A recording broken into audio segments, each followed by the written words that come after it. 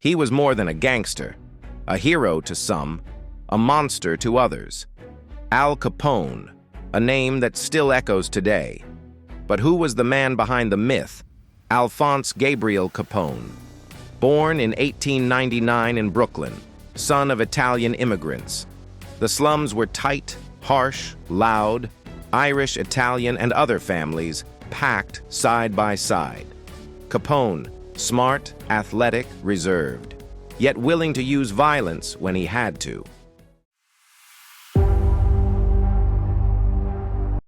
Capone leaves school early. He helps support the family.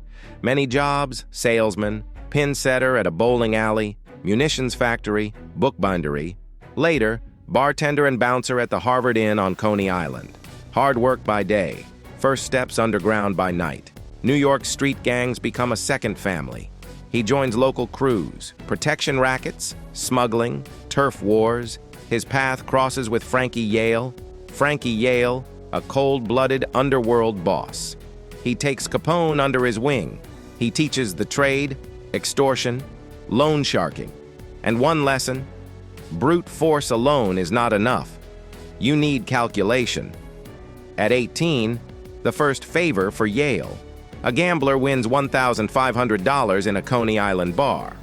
Outside, Capone takes the money back. "I know who you are," warns the man. By night's end, he is dead. Capone has fired the gun, his first murder, and a turning point. Summer 1917. Red Hook. A fight. Jealousy. Alcohol. Frank Galluccio slashes Capone's face. Deep scars remain. So does the nickname Scarface. Capone vows revenge, then lets it go. He even gives Galluccio work, a mix of hardness and pragmatism. In 1919, New York was getting too small. Chicago calls. Frankie Yale sends him to Johnny Torrio. In 1920, Prohibition began. Alcohol is banned. An El Dorado for smugglers, corrupt cops, and thirsty citizens. Capone understands the rule. If people want something, you will supply it, legal or not. Under Torrio, Capone rises fast. Bouncer, organizer, fixer. He learns money laundering and protection systems. The liquor business explodes. Smuggling routes from Canada, speakeasies, nightclubs, outside bombs and gunfights. Capone smiles for the cameras. Cigar, tailored suit. The press calls him Mr. Businessman. April 1925.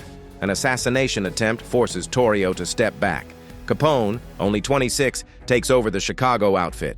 From now on, he is the boss. He secures territory. South Side versus North Side. The Jenna brothers are eliminated. In 1926, he has a critic shot in broad daylight. He goes to ground. The city trembles, and then calms, out of fear. Jaime Weiss, North Side leader, falls in 1926 in front of his flower shop.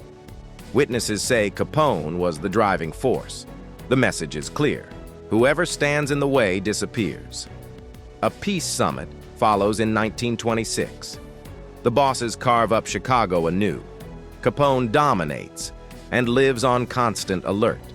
By 1928, paranoia grows. Old mentor Frankie Yale dips into the till. Capone has him killed in New York, February 14, 1929, the St. Valentine's Day Massacre. 7 men are gunned down in a warehouse. Target, the North Side men of George Bugs Moran. No proof ties Capone directly. His power seems boundless. Early 1930s, Capone rules an empire. Luxury, mansions, furs, and clever PR, soup kitchens during the Depression, photos with a smile and a cigar. "I'm just a businessman," he tells reporters. In 1930, his face appears on the cover of Time magazine. His fortune is counted in millions. He throws lavish parties, invites jazz stars, tips generously, friendly in the light, relentless in the shadows. "I build on fear," he is said to have claimed. "Kindness is not weakness." Forget that and you pay. Bombings, executions, 2 sides, one name. It makes him the icon of the Prohibition era. Strongholds are fragile. From 1931 on, the tide turns. Prosecutors look for new angles. They find one. The IRS Capone makes two mistakes. He creates openings with his statements, and he pays no income tax. Houses, businesses, luxury cars, but no returns. July 1931, indicted for tax evasion. His lawyers offer deals. The courts refuse. October 1931, trial. In the end, guilty on several tax counts. Sentence, 11 years in federal prison, $50,000 fine. The mightiest gangster, beaten by bureaucracy. He is sent to the federal prison in Atlanta. He stitches shoes. He receives visitors. He jokes and suffers. Sleeplessness, fevers. 1934, the transfer to Alcatraz, the island off San Francisco. No networks, no privileges, censorship, isolation. The king of the city becomes a number. Outside, his empire cracks. Infighting, distrust, violence. Friends turn rivals. Power turns to fear. After 7 years, Capone is a sick man. Syphilis eats away at body and mind. In 1939, he is released for good behavior. He withdraws to Palm Island, Florida. January 25, 1947. Al Capone dies. Stroke, pneumonia, far from Chicago's streets, buried in Hillside, Illinois. Few flowers, few words, but the name endures. As early as 1932, he inspires Howard Hawks' Scarface. Later, he is played by Rod Steiger and Ben Gazzara. The Untouchables, 1987, makes him public enemy number 1. Boardwalk Empire revives him on television. In 2020, Tom Hardy gives him a final cinematic tribute. Pop culture echoes on. Michael Jackson's Smooth Criminal carries traces of the era. Rock, pop, ska, and hip-hop pick up the myth. Capone en Noriega, the name as an homage. Even Hergé's Tintin preserves him as the only real-life figure in those adventures.